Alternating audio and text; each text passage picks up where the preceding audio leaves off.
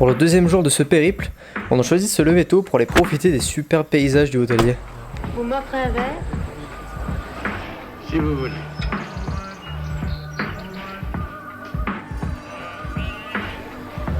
Pourquoi vous lisez? C'est mon métier.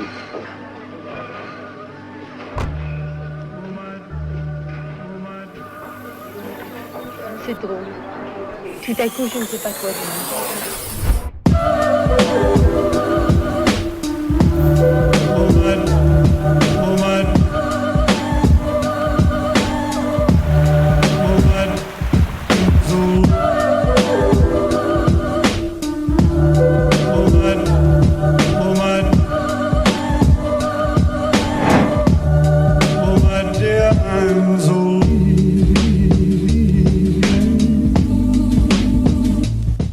Allez, il était temps de repartir à la pêche.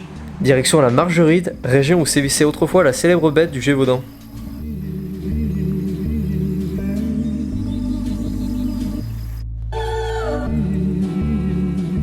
Et après une courte escale dans le village de Sogre, c'est vers une petite rivière typique que nous nous sommes dirigés, la Seuge.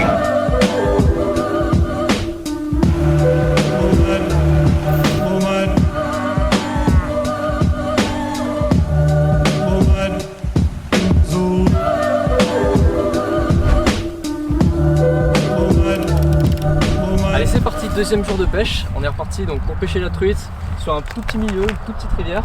Et on va pêcher avec deux techniques aujourd'hui. Donc à l'ultra léger et avec une technique plus traditionnelle, donc avec des grandes cannes, donc une pêche à la mouche, à la barre, c'est ça? Pêche à la bohémienne, donc à la barre.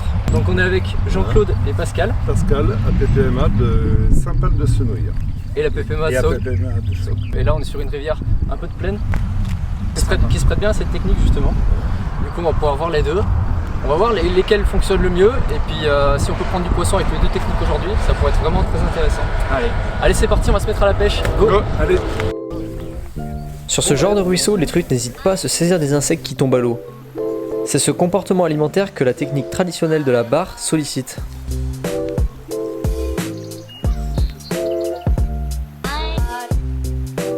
Avec un tel soleil, les truites ne semblaient pas très actives ce jour-là.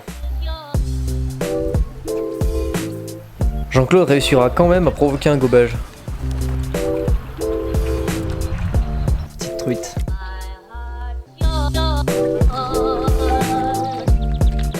Pour maximiser nos chances, nous avons repris la route pour découvrir une section de la rivière plus ombragée et parsemée de blocs de granit.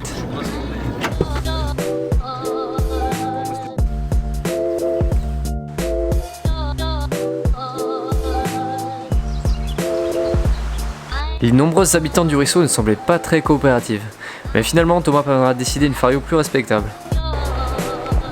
Jolie truite.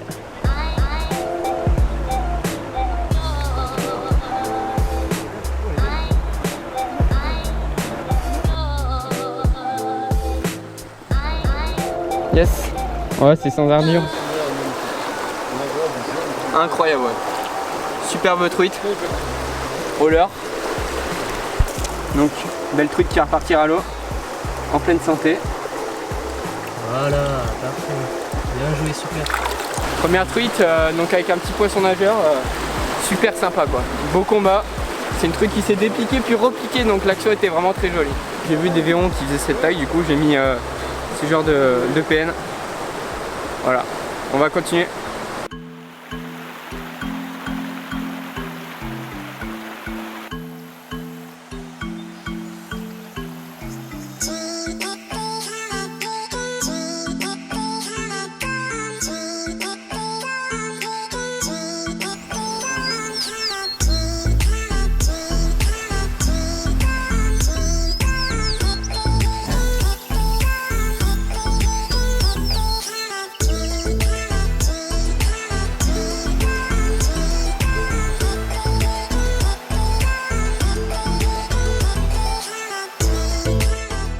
Il fallut passer plus en profondeur pour obtenir quelques résultats, ce que réussit Jean-Claude, le local de cet épisode.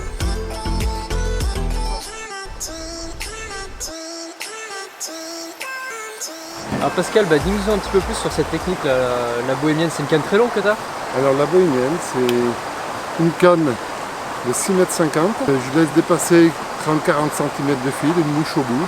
D'accord. Et je fais donc tous les coups, je peux passer sur les arbres, faire le long des racines. Voilà. Ouais. Ça s'apparente un petit peu à la pêche au toc mais en version bouche. Tout à fait, version mouche. Voilà. Version bouche. Quand on a des truites bien actives, bien réveillées, c'est sûr que dans les ruisseaux, c'est une technique qui... C'est super. Il y a une dizaine d'années que j'ai appris cette pêche. C'est mon voisin qui a 81 ans aujourd'hui. Il m'a dit, tu verras Pascal, c'est une très belle pêche. Une fois que tu auras goûté, tu ne voudras plus la laisser. Il n'a pas tort, il a raison, parce que je vois, moi, je suis toujours pressé d'avoir le mois de mai. Pour commencer, bon, cette année c'est exceptionnel, il y a eu beaucoup d'eau. Voilà, le niveau d'eau. Sinon, dès qu'arrive le mois de mai, jusqu'au mois de septembre, c'est magnifique. Quoi. Voilà, c'est une pêche. Quand on a des petites éclosions, c'est bien. Exactement. Ça permet de profiter des petits ruisseaux en pêchant à la mouche. Tout à fait. Sans s'accrocher Voilà. trop en fait. S'il n'y a pas beaucoup. Et puis bon, les truites, on les abîme pas. Ouais, c'est sûr, ça l'avantage, qui est juste au bord. Tu utilises des mouches, ça dépend de la taille, mais plutôt grosses. Alors plutôt grosse parce que, comme je dis, il y a l'âge, donc il me faut de la mouche d'aveugle. Alors bien blanc dessus pour pouvoir les voir, sinon avec l'ombre tout ça c'est difficile. Les truites aiment bien, ça s'apparente aussi à des insectes terrestres qui tombent dans l'eau. Voilà, tout à fait.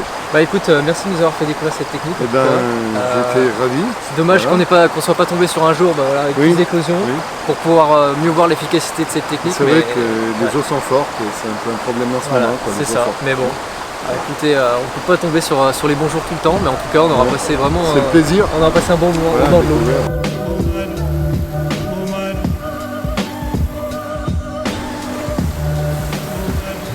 C'est avec regret que nous quittons la Margeride et la Seuge. Encore merci à Pascal et Jean-Claude pour cette belle découverte. Il nous restait encore quelques heures devant nous.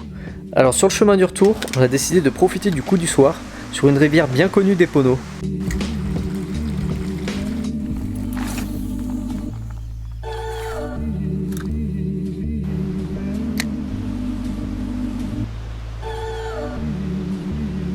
Poisson.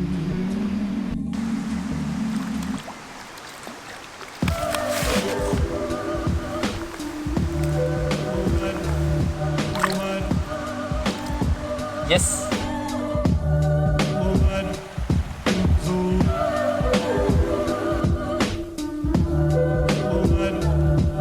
Allez, c'est la fin de cette journée. Bon, ça a été compliqué, c'est un de ces jours où il faut vraiment galérer pour faire du poisson. Mais bon, on a quand même passé une super journée au bord de l'eau. On a pu découvrir de nouvelles techniques avec les deux présidents d'APPMA du côté allié, donc vers la Margeride. On a découvert de très jolis coins, de très jolis spots. C'était bien sympa. C'était bien sympa, très dur de faire de la truite.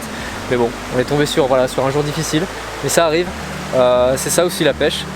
C'est pas toujours, ça marche pas toujours comme on veut et ça rend encore plus sympa les belles journées qu'on fait. En tout cas, j'espère que vous aurez apprécié cette vidéo. Et bientôt un 3e épisode. Allez, ciao!